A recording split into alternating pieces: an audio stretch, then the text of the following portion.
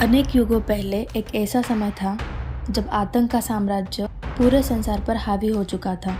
देवता भयभीत थे, ऋषि मुनि असहाय थे और हर ओर त्राही त्राही मची थी।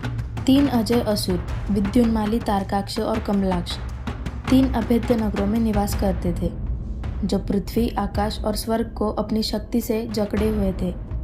ये नगर इतने शक्तिशाली थे कि इन्हें नष्ट करना असंभव था। तब धर्म की रक्षा के लिए स्वयं भगवान शिव ने त्रिपुरांतक का रूप धारण किया।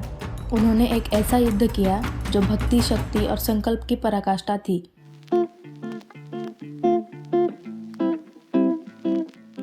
आज शिव जी की वो कहानी सुनेंगे जिसमें उन्होंने 3 महान और अजय राक्षसों का अंत किया था। इन राक्षसों के कारण पूरा संसार थर-थर कांप रहा था। वो राक्षस थे विद्युन्माली, तारकाक्ष और कमलाक्ष।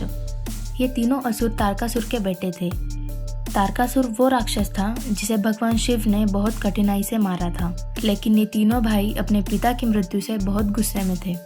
तारकासुर ने भगवान शिव को प्रसन्न करने के लिए घोर तपस्या की थी।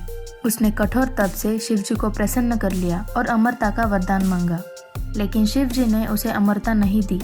इसके बजाय उन्होंने उसे एक ऐसा वरदान दिया कि सिर्फ उनके पुत्र ही उसे मार सकते थे।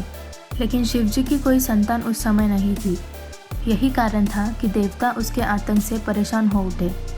बाद में शिव जी ने कार्तिकेय को जन्म दिया, जिन्होंने तारकासुर का वध किया।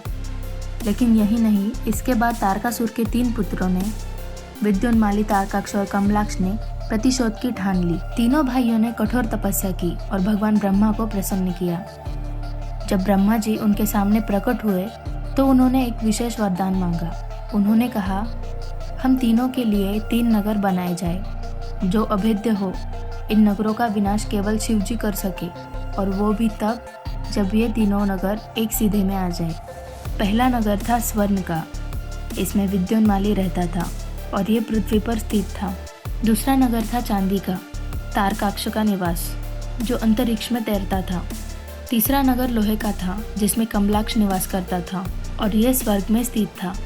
ये नगर इतने शक्तिशाली थे कि कोई भी देवता इनके आसपास जाने की हिम्मत नहीं कर पाता था।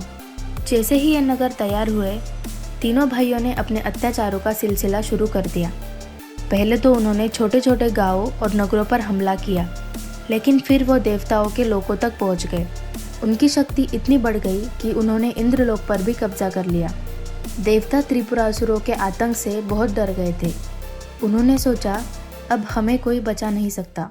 तब वो सभी भगवान शिव जी के पास गए और उनसे प्रार्थना की, हे महादेव, आप ही हमारे रक्षक हैं, कृपा करके इन राक्षसों से हमारी रक्षा कीजिए। भगवान शिव ने देवताओं की विनती सुनी और उन्होंने त्रिपुरासुरों का अंत करने का संकल्प लिया। उन्होंने एक दिव्य रथ का निर्माण किया जो सामान्य रथों से बिल्कुल अलग था। उनके रथ के पहिए सूर्य और चंद्रमा बने, ब्रह्मा जी उनके सारथी बने, भगवान विष्णु धनुष बने और अग्निदेव उनके बाण। यह रथ अद्वितीय था। किसी ने ऐसा रथ पहले कभी नहीं देखा था। शिवजी ने तब युद्ध किया जब तीनों नगर 1000 सालों में पहली बार एक सीधे में आए। उस क्षण को पकड़ने के लिए उन्होंने अपनी त्रिनेत्र की शक्ति को केंद्रित किया और जैसे ही तीनों नगर एक सीधे में आए, उन्होंने अपने अद्भुत शक्ति से बाण चलाया। भगवान शिव ने त्रिपुर का अंत किया और त्रिपुरांतक कहलाए। ये कथा हमें सिखाती है कि चाहे कितनी भी बड़ी शक्ति हो, यदि वो अधर्म के मार्ग पर चलेगी तो उसका अंत निश्चित है। शिव जी तो हर किसी के दिल में रहते हैं। उनकी भक्ति ही सबसे बड़ी पूजा है। सच्चे मन से भक्ति करने वालों की रक्षा वो हमेशा करते हैं। और इस तरह भगवान शिव ने त्रिपुरासुरों का अंत करके धर्म की विजय की ओर संसार में शांति का संचार किया।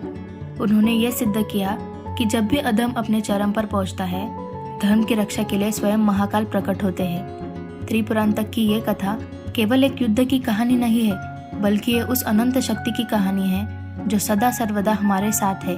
शिवजी हमें ये सिखाते हैं कि सच्चा बल, आत्मनियंत्रण, धैर्य और धर्म के प्रति निष्ठा में है। हम भी शिवजी के इन दिव्य गुणों को अपने जीवन में अपनाएं और उनके दिखाए मार्ग पर चले। शिवजी की भक्ति हमें हर मुश्किल में शक्ति और साहस देती रहे।